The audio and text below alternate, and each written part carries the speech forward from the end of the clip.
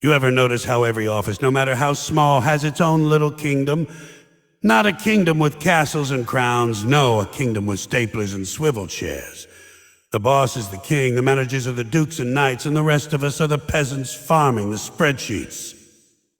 It's a whole circus, a hierarchy circus, where everybody's juggling, balancing, and pretending to know what the hell they're doing. And the best part? Everyone thinks they're in charge of something. Even the guy with no authority has authority over the copy paper. Hey, don't touch that ream, that's for special projects. Special projects, it's paper, man, not the Dead Sea Scrolls. Bosses. Oh, they're the ringmasters of this circus. They strut around with clipboards and calendars like they're keeping civilization alive. Every boss thinks they're Napoleon. Tiny desk, big ego. And their greatest power, the calendar invites. That's the royal decree of the office world. They hit ascend and boom, you're summoned. Doesn't matter what you were doing, doesn't matter if you were actually working, you've been called to the council. And the subject line always sounds so serious. A quarterly alignment. You show up thinking there's a crisis, and it's just 12 people listening to a pie chart. Middle managers are my favorite. They're like circus clowns with briefcases. Nobody really knows what they do, including them.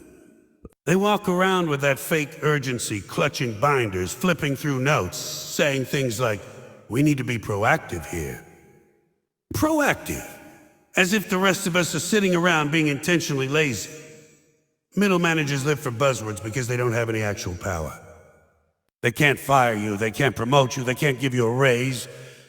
But they can write an email with the words, "As per our discussion," and suddenly you're on the defensive. And then there's the supervisor. That's the guy who got promoted not because he was good at the job, but because he was there long enough to stop complaining. You know the type, worked at the company for 12 years, learned how to look busy, and finally got rewarded with a title. Now he's the supervisor, which means his entire job is walking around asking people, "How's it going?" That's the whole role. It's like the office version of a Walmart greeter. And he always has that look, like he's not sure whether to be your friend or your enemy. "Hey buddy, get those reports ready." No rush, but also you're fired if it's late. And the hierarchy goes all the way down. You got the senior employees, the veterans, the ones who've been there since the fax machine was cutting-edge technology. They've seen it all, and now they sit in the back of the room during meetings, arms crossed, giving you that look like, "Kid, you think synergy is new? We were synergizing before you were born." And then you got the interns. Oh boy, the interns. The unpaid circus performers. They're the trapeze artists of the office. They swing and dangle around, and everyone claps, even though nobody knows why they're there. They're eager too.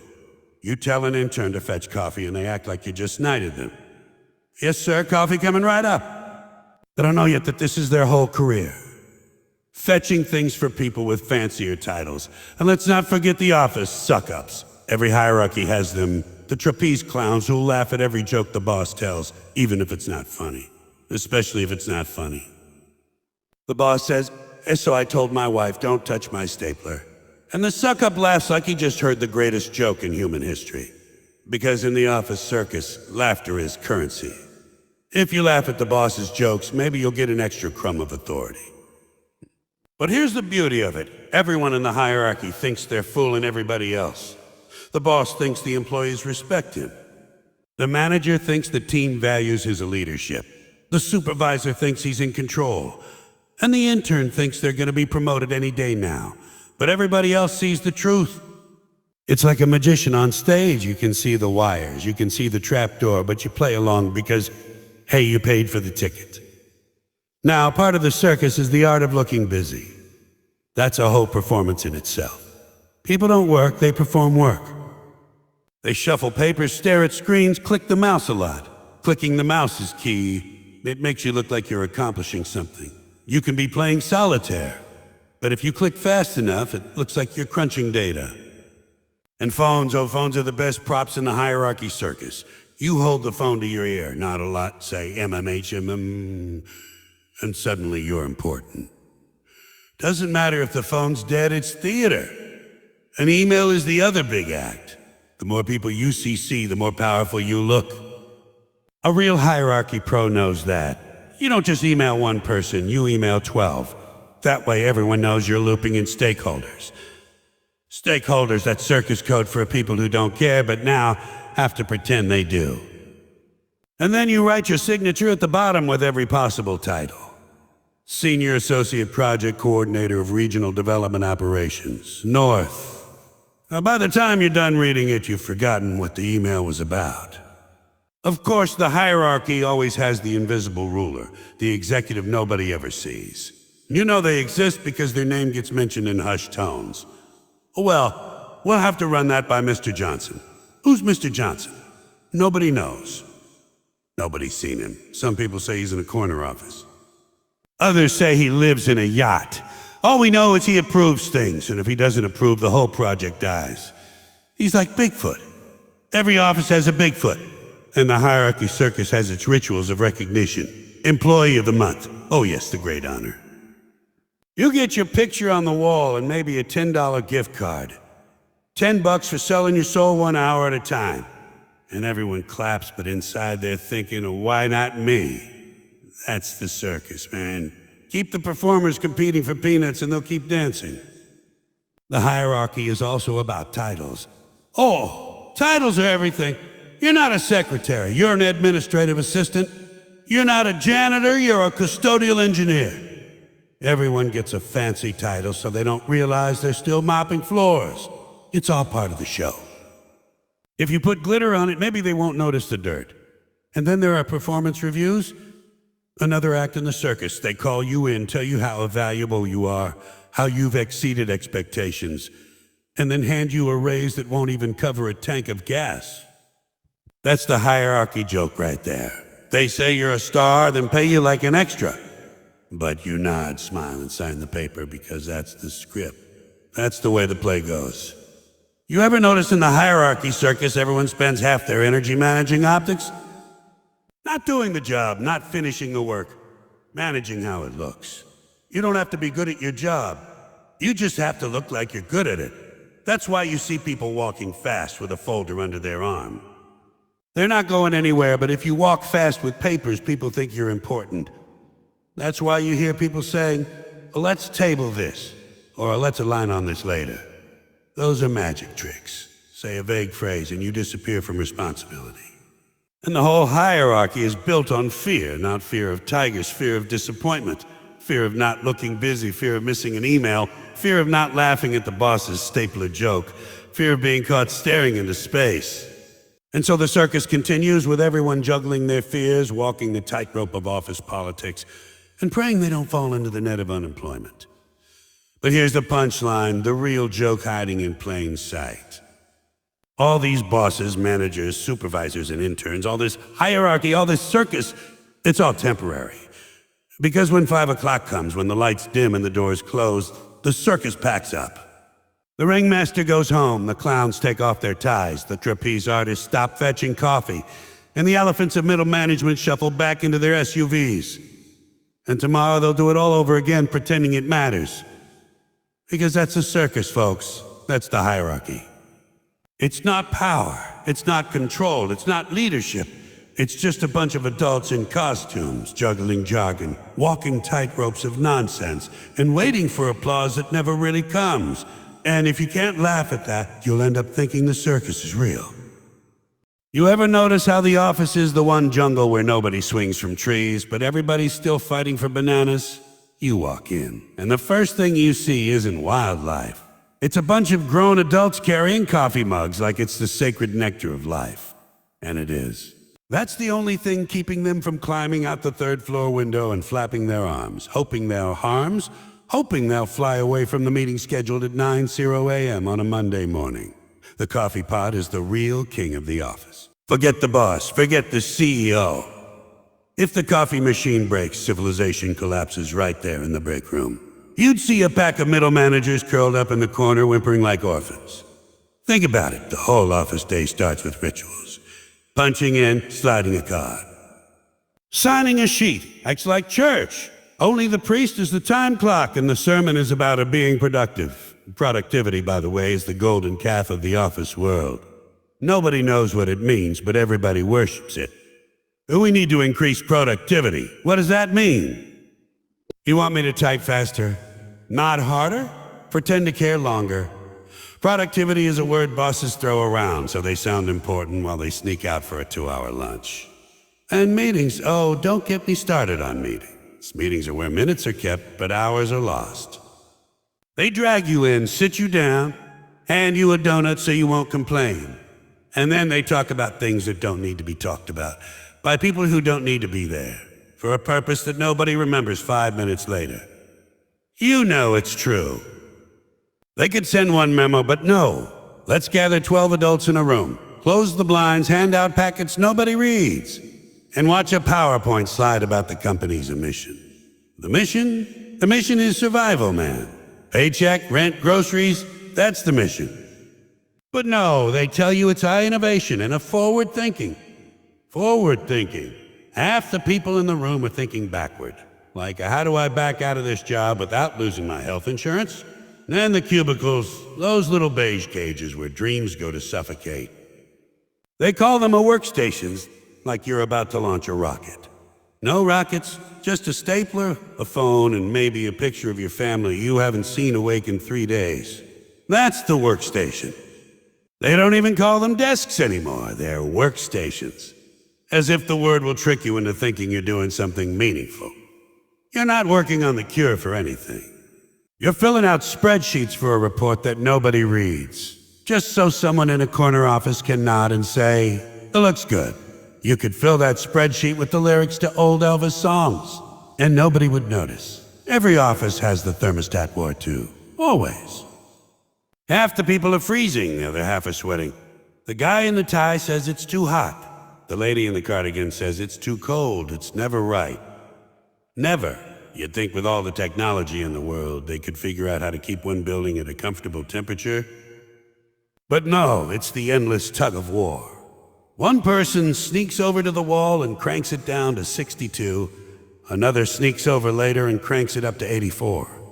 The rest of you are sitting there like you're on an airplane, trying to guess if you'll need a sweater or sunscreen. And that's the thing, offices aren't workplaces, they're habitats. Habitats with artificial climates, seasonal migrations to the coffee pot, and group rituals like meetings reports and quarterly reviews. It's anthropology with name tags. Now let's talk about the time clock. That little machine that makes you feel like a factory hamster. Beep in, beep out, beep if you're late. You're not a human, you're a barcode. And what's worse is the clock knows when you're late, but it never tells when you stayed late. Nobody thanks you for staying an hour after quitting time. They just say, "Hey, you were 3 minutes late yesterday." 3 minutes late. 3 minutes late is nothing. That's one bathroom trip, that's one conversation with Bob in accounting about how his weekend fishing trip went wrong. But no, they'll nail you to the wall for 3 minutes. Yet if you stay till midnight cleaning up the mess someone else left, that's just a team spirit. Team spirit, that's code for a free labor. And let's face it, nobody in the office knows what half the forms mean. You've got stacks of forms, reports, cover sheets, requisitions. It's paperwork about paperwork. They love paperwork. Offices invented paperwork to keep people too busy to realize nothing's getting done. You fill out Form A so they can check Form B against Form C, which proves you didn't forget Form D, even though Form D is a duplicate of Form A. And at the end of it all, someone says, "A great work." Great work on what? You didn't build a bridge, you didn't invent a cure, you didn't write a symphony, you just proved you remembered how to spell your name in 3 different boxes. And then there's the copier. Oh, the copier, that's the office's little demon. When it works, nobody notices. When it jams, it becomes a holy crisis. People stand around it like doctors in an emergency room. Clear the paper tray. Somebody open the side panel. Who's got toner? Toner, that's the office's version of blood. Everyone's afraid to touch it. You open that little box, and suddenly it's a black dust storm. You go home, your hands look like you strangled a chimney sweep. But the copier man, that thing is the center of office chaos. And the best part? Every office has that one guy who thinks he's a copier whisperer. He struts over like he's about to perform heart surgery, pokes around with a pencil, presses 3 buttons, and the thing still doesn't work. Then he steps back and says, "You'll need to call maintenance." Thanks, hero. Lunch breaks, too. Don't forget lunch breaks.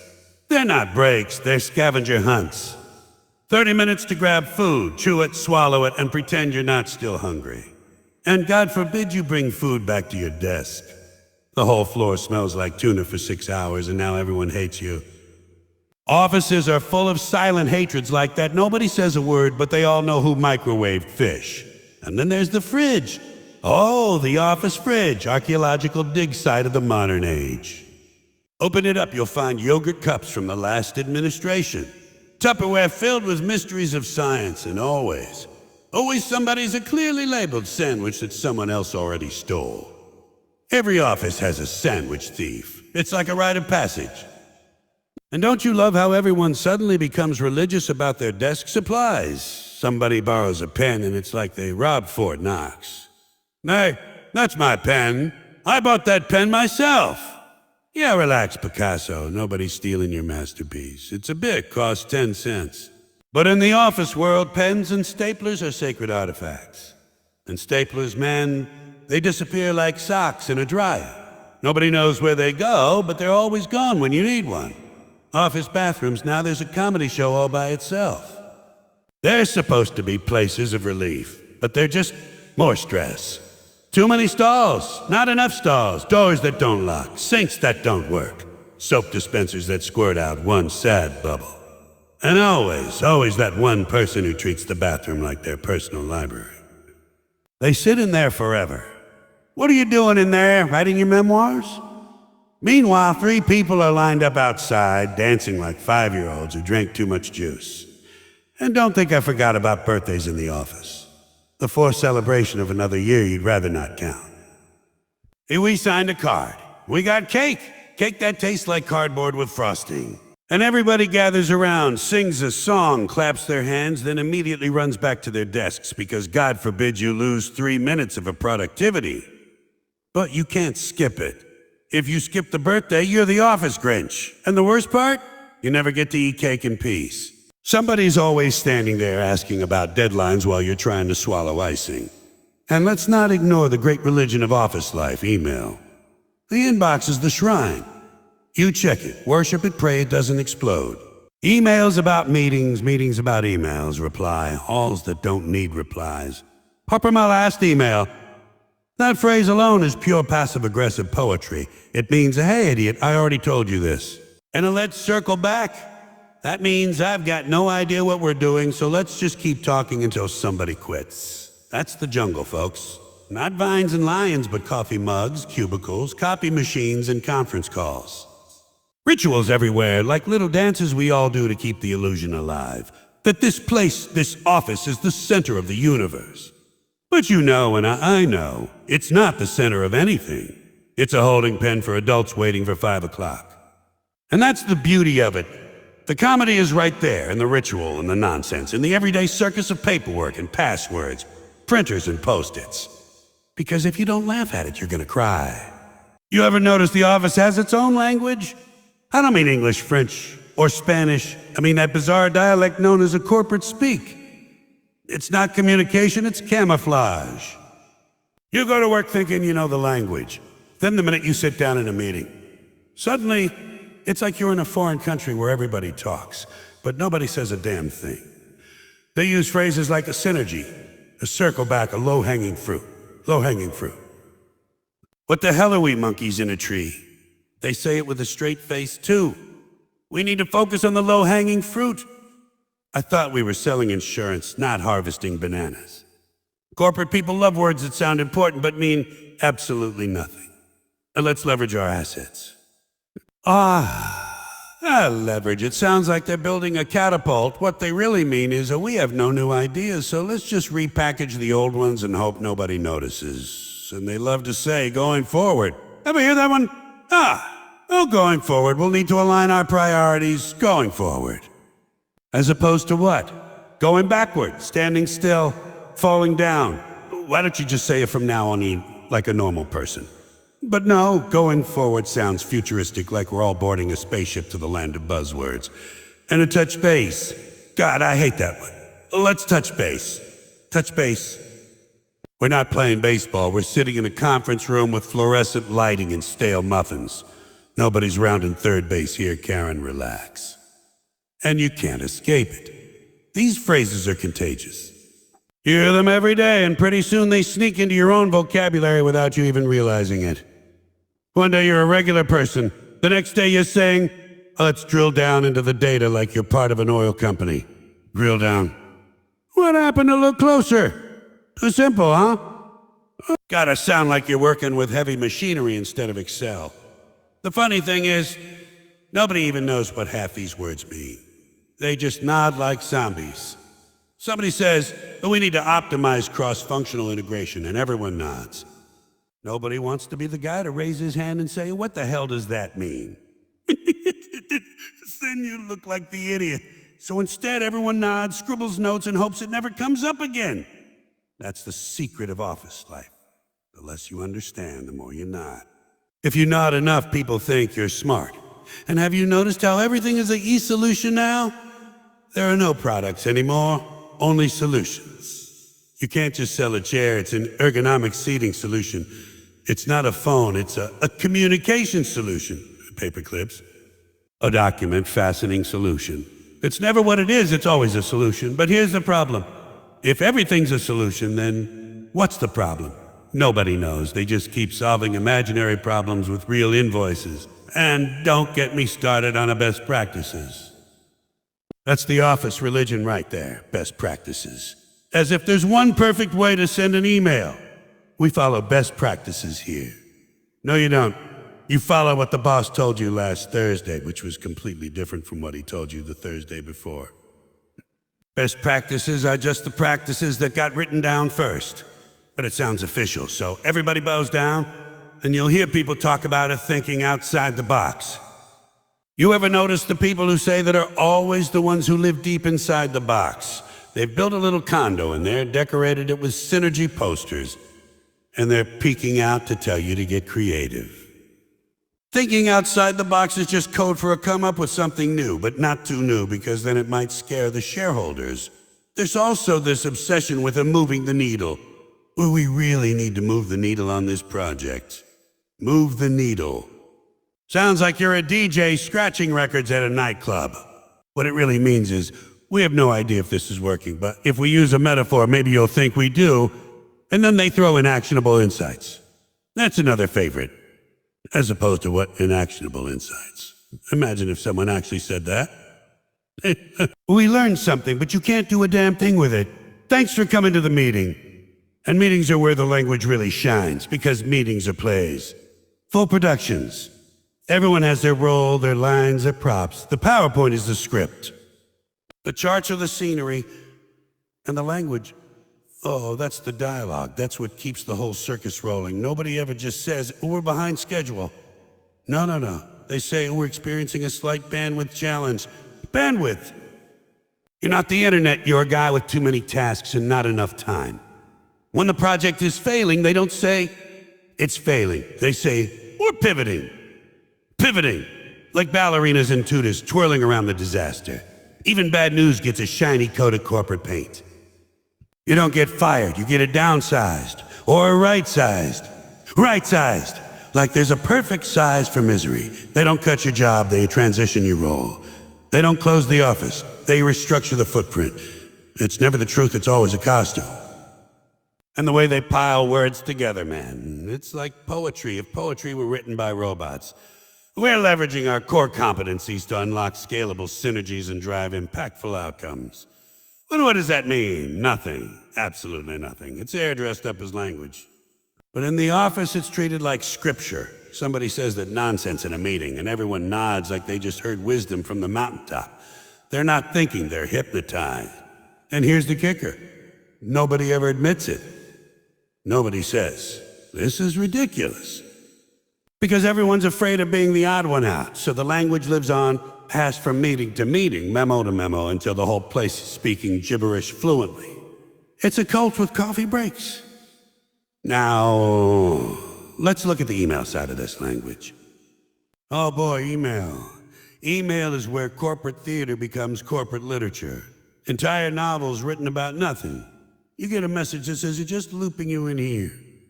Looping you in sounds like you're getting tied up with a rope. And the dreaded upper, my last email. You know what that means? That's corporate code for a can you read, you moron, but it's polite, so it's fine.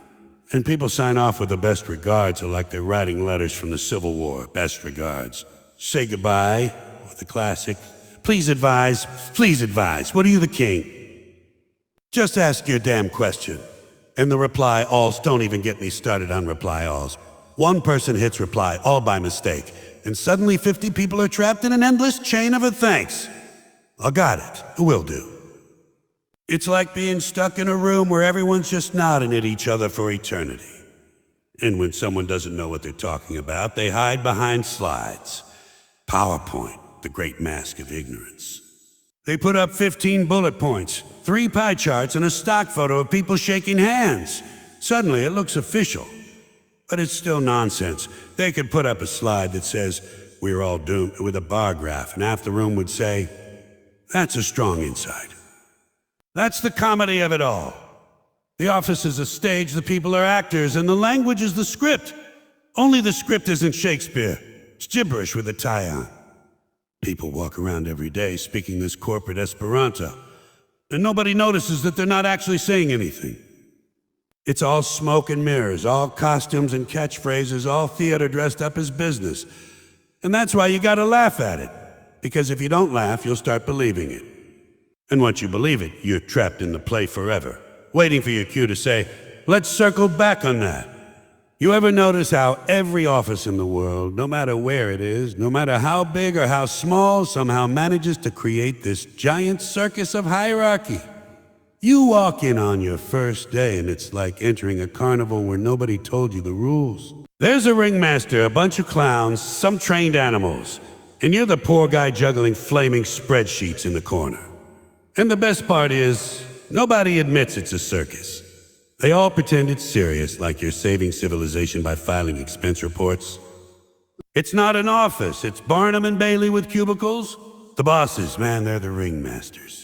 Every circus needs a ringmaster. They come out in the morning, crack the whip, and tell you what's about to happen. Step right up, folks. Today's show includes 3 pointless meetings, 1 broken copier, and a surprise visit from corporate. They've got that look, too, like they're in charge of something important. But all they're really in charge of is making sure everyone else looks busy enough to justify the payroll. That's it. They don't actually know what half the people do. You could be sitting at your desk for 3 years making balloon animals out of paper clips, and as long as you turn in a report with charts and arrows, the boss will say, looks like good work. And the middle managers, they're the clowns. Not funny clowns, creepy clowns. The kind that juggle buzzwords and fall all over themselves trying to look important. Middle management is the art of pretending to have authority when really you're just passing along emails from someone higher up. Hey team, corporate says we need to realign our deliverables. Realign deliverables. You mean do the same thing in a slightly different order? That's middle management. They take instructions from above, sprinkle in some proactive synergy nonsense, and then serve it to you like they cooked up a 5-star meal. No, you reheated leftovers. Then there's the supervisors. Oh, the supervisors are the trapeze artists. They're always swinging back and forth. 1 minute they're on your side, laughing with you in the break room. The next minute they're delivering a lecture about punctuality like they're the voice of God. They don't know if they're your buddy or your executioner, so they just keep swinging. Hey pal, how's the family? By the way, I noticed you came in 3 minutes late yesterday, so corporate might cut your legs off. They're not bad people. They're just stuck between the trapeze and the net. And they're terrified of falling into unemployment. And then you've got the executives, the acrobats who never touch the ground. They're up in the stratosphere flipping around in boardrooms, never actually meeting the people down below. You know they exist because their names are on memos, but you never see them in the wild. It's like a myth. Did you hear? The VP of Operations was spotted on the 3rd floor last week. No way. I thought they only lived in conference calls. They float in for a speech about a company vision, drop some abstract phrases like positioning ourselves for long-term growth, and then disappear back into their private offices, never to be seen again.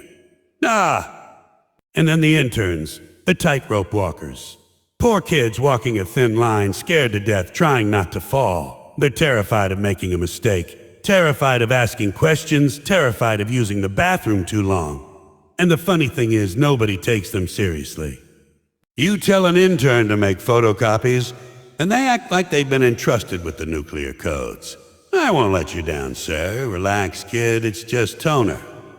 You'll learn soon enough that your whole career is going to be one long copy job, just with bigger machines and fancier names. The hierarchy even shows up in the break room. The top dogs don't make their own coffee. They've got someone to do that. The middle managers hover around the pot, stirring sugar like they're stirring strategy. And the regular employees, they just stand in line, hoping the guy ahead of them didn't take the last donut. Even in the sacred land of caffeine, the pecking order shows. You ever notice the boss always gets the good mug? You're drinking out of some chipped cup that says a world's okayest employee. Well, the boss has a shiny ceramic mug with the company logo embossed in gold. You can tell who runs the place by who's got the thickest coffee mug. And the hierarchy shows itself in the language, too. The boss doesn't say, I don't know. No. The boss says, we'll circle back on that. Translation, I have no idea what the hell you're talking about. Middle managers don't say, we're behind schedule. They say we're experiencing some timeline adjustments. Meh. Like time is a pair of pants, and you're letting out the waistband. And employees don't say, I hate this job. They say, I'm exploring other opportunities. It's all code, man. The whole hierarchy is built on code words, so nobody ever has to admit they're lost, confused, or miserable. The whole thing is theater, pure theater. You don't get promoted for being good at the job. You get promoted for being good at the act. Looking busy, talking in buzzwords, pretending to care about the big picture. It's not about building the tent, it's about selling the tickets. I've seen people spend weeks working on a PowerPoint presentation, tweaking the font size, suggesting the bullet points, picking the perfect stock photo of two people shaking hands. Hours and hours on nonsense, and then they present it like it's the Dead Sea Scrolls. Everyone claps, nods, and goes back to their desks, completely forgetting everything 5 minutes later. But hey, the performance was great. And let's talk about titles. Oh, the hierarchy loves titles. The longer the title, the less important the job. You're not a secretary anymore. You're a senior executive administrative liaison specialist. What does that mean? It means you answer the phone and order toner, but it sounds like you're running NASA. The boss isn't a boss anymore. He's a chief visionary officer. Visionary. You're not painting murals. You're telling me to update a spreadsheet. But in the hierarchy circus, titles are everything. They're the costumes of this show. Put on a fancier title and suddenly people think you're more important. And promotions, that's the big trick of the circus. They dangle promotions like carrots. Work hard, stay late, maybe next year you'll be up for a promotion. And you buy it. You work weekends, you check emails at midnight, you cancel vacation. And what happens? You get promoted, but the new job is the same as the old job, except now you have to go to more meetings. That's it.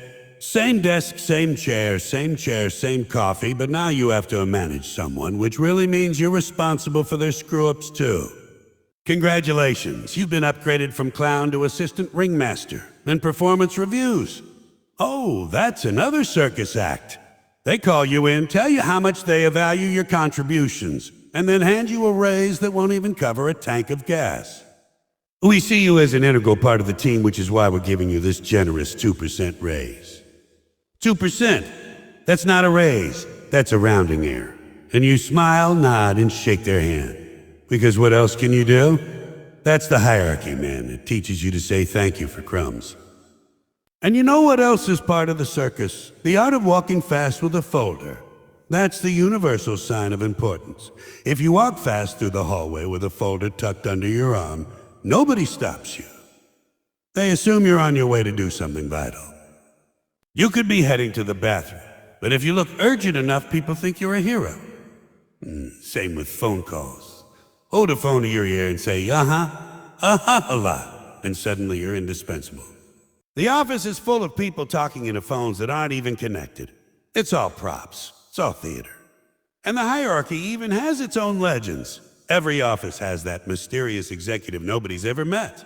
You hear their name all the time. We'll have to check with Johnson on that. Johnson, who is Johnson? Nobody knows. Some people say he works in the corner office. Others say he only exists on the company website. He's like Bigfoot. Everybody's heard of him, but nobody's seen him. The real comedy of the hierarchy circus is that everyone's playing a part, but nobody knows the script. The boss is pretending to lead. The manager is pretending to manage. The employees are pretending to work, and the interns are pretending they're learning something. And the whole time, the audience, the customers, the clients, whoever's paying for this circus, doesn't even care about the show. They just want their product, their service, their bill processed. And that's the trick. The hierarchy isn't about work, it's about appearance. The whole system runs on illusion. Illusion of importance, illusion of progress, illusion of authority. And once you see it, once you realize the whole office is a giant three-ring circus of egos and titles and folder-carrying performers, it's impossible not to laugh. Because at the end of the day, when the lights go out and the doors lock, the circus packs up. The ringmaster goes home. The clowns wipe off their makeup. The trapeze artists take off their ties, and the whole thing disappears until tomorrow. And tomorrow they'll all come back, put on the costumes, rehearse the lines, and pretend again that it all matters. But it doesn't. It's just the hierarchy circus, folks. And the only real way to survive it is to remember that the tent is made of paper, the animals are stuffed, and the only real trick is keeping a straight face while you play along. Because if you can't laugh at the circus, you're gonna start believing it's real.